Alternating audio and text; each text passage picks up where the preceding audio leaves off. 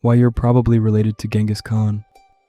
Statistically, if you're a man reading this, there's a real chance you're carrying the DNA of one of the most terrifying conquerors who ever lived. And the story of how scientists figured that out is wilder than you'd expect. Genghis Khan built the largest connected land empire in human history. At its peak, the Mongol Empire stretched from the Pacific Ocean almost all the way to Europe. Along the way, he didn't just conquer land. As the ruler of a massive, spread-out empire, he had an enormous number of wives, concubines, and children, especially compared to basically anyone else in history. Here's where it gets interesting. In 2003, a team of geneticists studying Y chromosomes, the piece of DNA passed almost unchanged from father to son, found something strange. Across a massive stretch of Asia, from the Pacific coast to the edge of the Caspian Sea, roughly 8% of men shared one specific, unusual genetic marker. 8% might not sound huge until you realize how many men that actually is. Scientists ran the numbers. To have that many men across that many countries sharing one specific male lineage, it had to trace back to one single man who lived around 1,000 years ago, in exactly the region Genghis Khan's empire once covered, and whose male descendants had wildly more children than anyone else around them. Every clue pointed to the same person: timing, location, and an almost unheard of reproductive advantage. So researchers concluded this genetic marker most likely belonged to Genghis Khan himself. When they scaled that percentage out globally, the number was staggering. Around 0.5% of all men alive today, roughly 16 million people, could be carrying this same lineage. That works out to about 1 in every 200 men on the planet.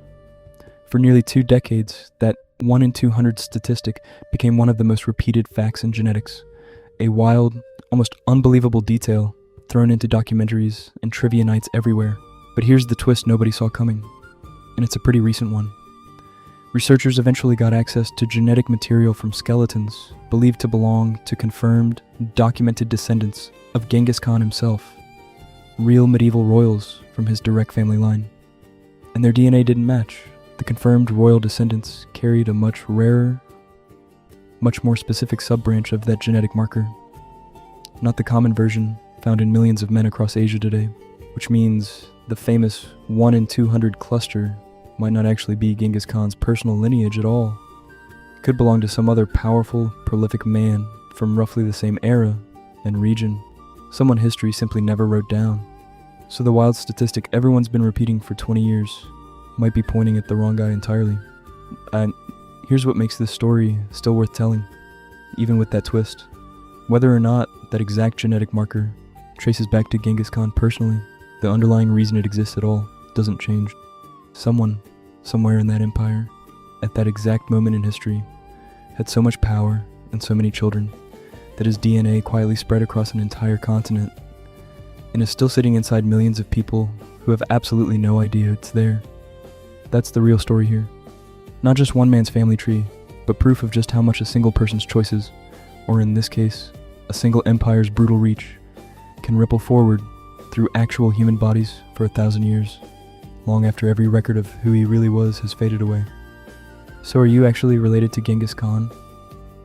Nobody can say for certain anymore, not even the scientists who started this whole idea. But somewhere out there, spread across millions of men on nearly every continent, is DNA from a conqueror whose empire changed the world, whether historians ever managed to prove exactly whose family tree it belongs to or not. And that's how one geneticist's Y chromosome study turned into a 20-year-old fact that might be about a completely different man, and nobody currently alive has any way of finding out for sure.